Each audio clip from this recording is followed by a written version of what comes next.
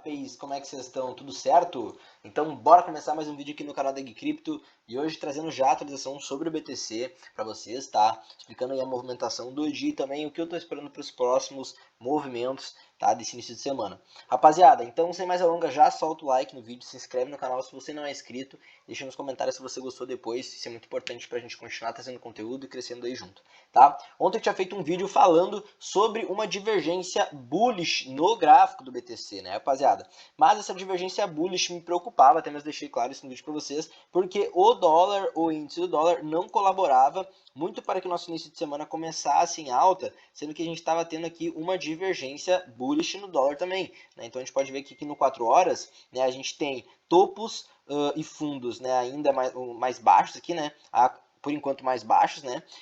Não tinha formado essa movimentação de pivô ainda acima da média, mas aqui a gente já estava fazendo fundos mais altos na região 30 do RSI na sobrevenda. Então isso aqui não me deixou com uma visão muito positiva para que o Bitcoin começasse a início de semana em alta, e até mesmo deixei claro para vocês para ficar de fora enquanto o BTC não decidisse suporte abaixo da região, acho que foi dos 16.300, entre os 16.300 e a região mais acima nos 16.800. A gente vai recapitular aqui no gráfico do BTC isso, tá? Então vamos recapitular, rapaziada, o que foi passado ontem, para a gente entender os próximos passos e onde o preço tende a buscar de fato um fundo definitivo para uma posição de long, tá?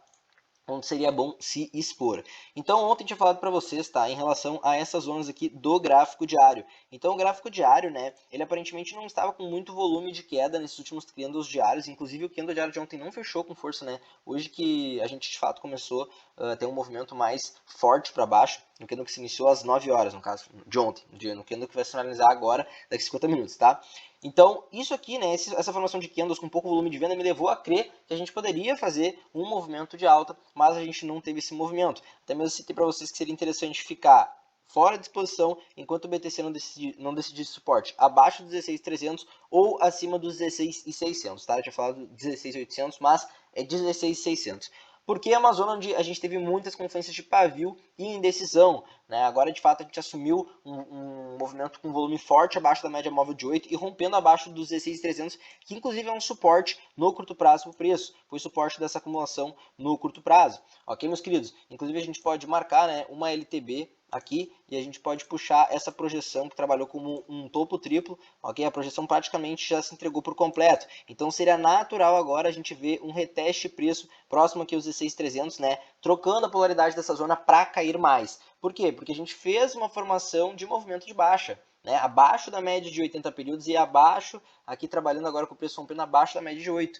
Então seria natural um pivô nessa zona, onde foi utilizada como suporte, utilizada como fundo, né? A gente pode pensar aqui, ó, compra, compra, e agora a gente rompeu. Opa, não foi mais compra. Então, quando vir aqui de novo, a gente tem que ver uma venda, né? E daí a gente pode puxar essa própria extensão primária aqui como o nosso movimento de continuação de preço, né? O preço viria a retestar essa zona aqui próxima aos 15.800, que na minha visão parece uma zona de 7,8 de Fibonacci, ok? Então é mais ou menos aí aproximadamente uma zona de 7,8 de Fibonacci, se puxar até aqui, dá mais ou menos ali.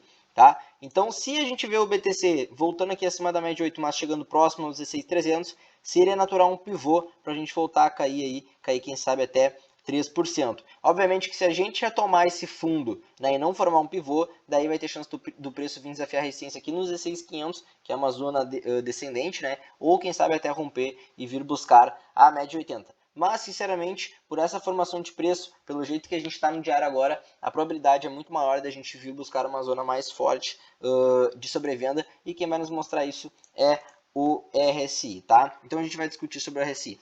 Rapaziada, tem uma coisa no RSI que mostra para nós uma possibilidade do preço retomar a subida, mas lembrem, por que eu falei do pivô de baixa antes de falar dessa possibilidade de subida? Porque o pivô de baixa ele é mais provável depois que a gente formou esse movimento descendente, ainda mais num período de baixa do mercado, ainda mais abaixo das médias. A gente tem que levar em conta que esse movimento é muito importante. Então a gente só vai ter uma retomada de alta de fato do BTC, né, para um movimento mais contínuo, se a gente retomar suporte acima dos 16.300, 16.400, que nesse momento foi perdido.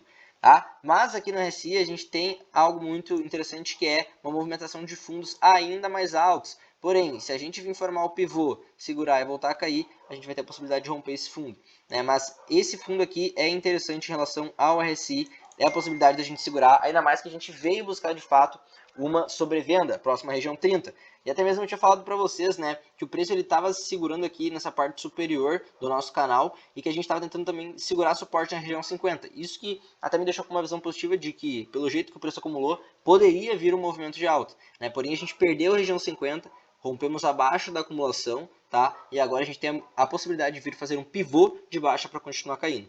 Na minha visão, é mais provável. O que vai ignorar essa análise e fazer ser provável uma alta se a gente assumir suporte acima dos 16.400, baseado no time frame de 4 horas. Beleza, meus queridos? Então vamos dar uma analisada a mais agora no curto prazo para tirar algumas conclusões, tá?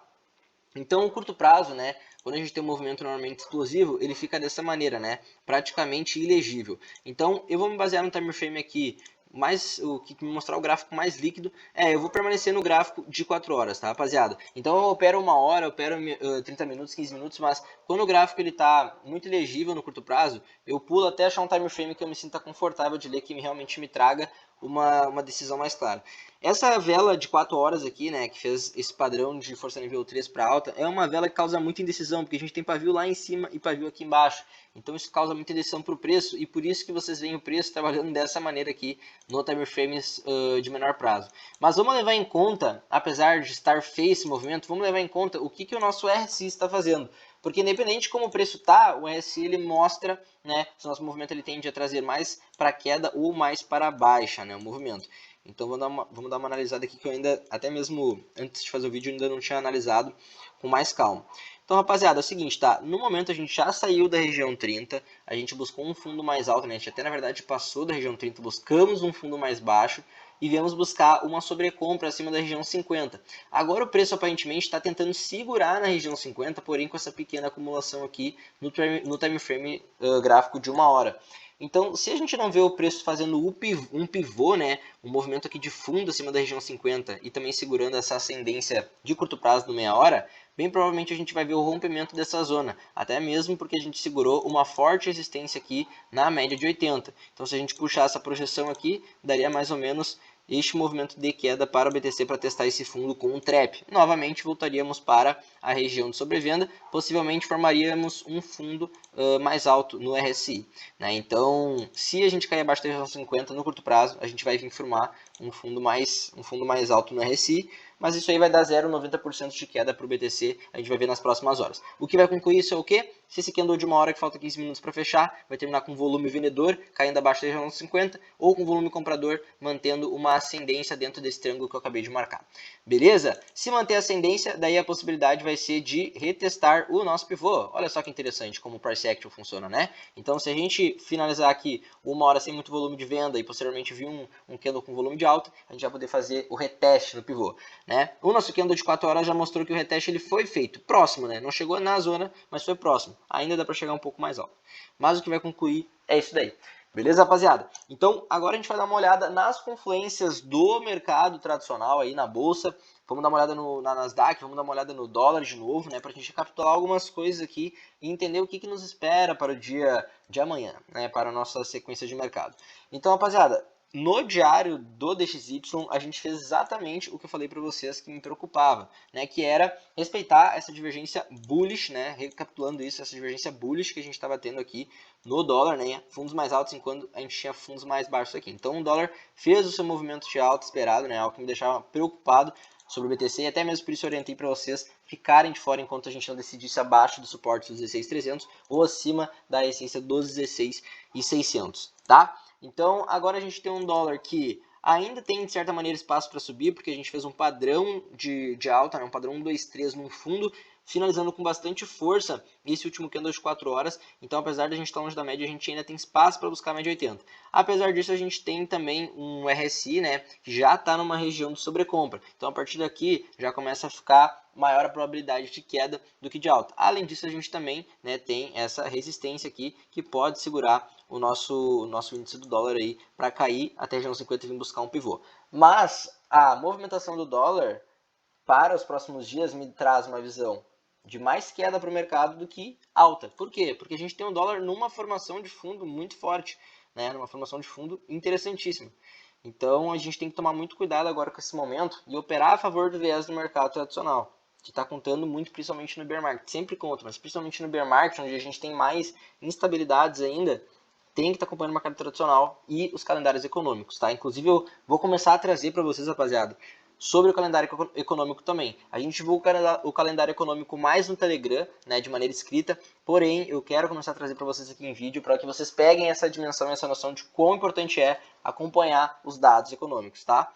Então, sobre o DXY, rapaziada, temos uma correspondência aí, né, de mais alta para o DXY nos próximos dias, isso pode trazer um pouco mais de queda para o mercado. Mas não posso deixar de pontuar que temos que vir fazer um pivô, talvez na região 50, para continuar subindo com o dólar, porque estamos afastados da média de 8, e a média funciona como elástico, sempre que o preço se afasta, ele tende a buscar um toque. Então, pode ter queda no dólar, pode ter um respiro para o mercado, mas eu acredito que ainda a visão é para mais queda na Nasdaq e no BTC, se o dólar continuar formando esse belo fundo duplo que ele está formando aí no gráfico de 4 horas.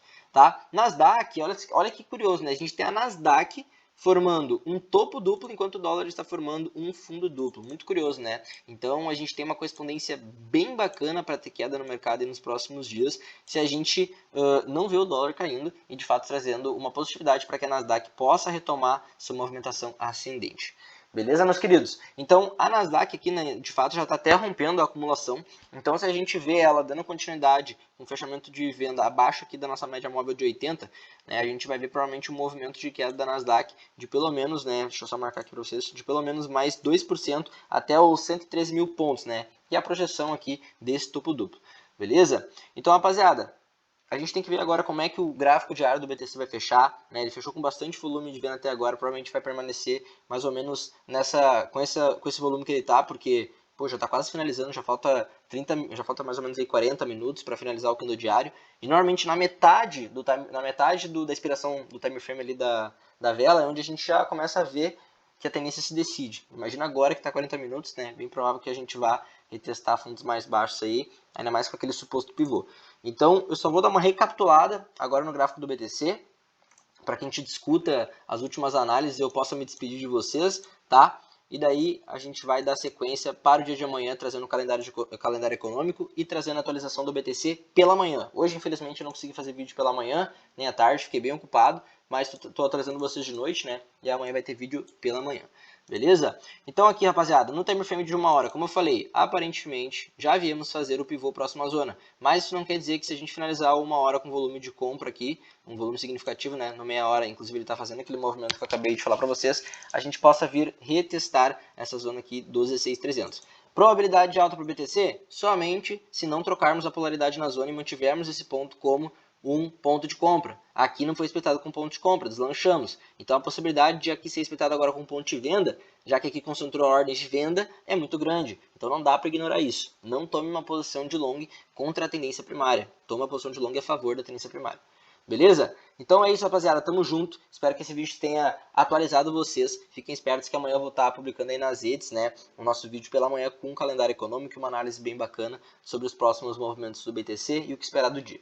Tamo junto, deixa o like no vídeo, se inscreve e comenta aí se você gostou. Um abraço, minha rapaziada.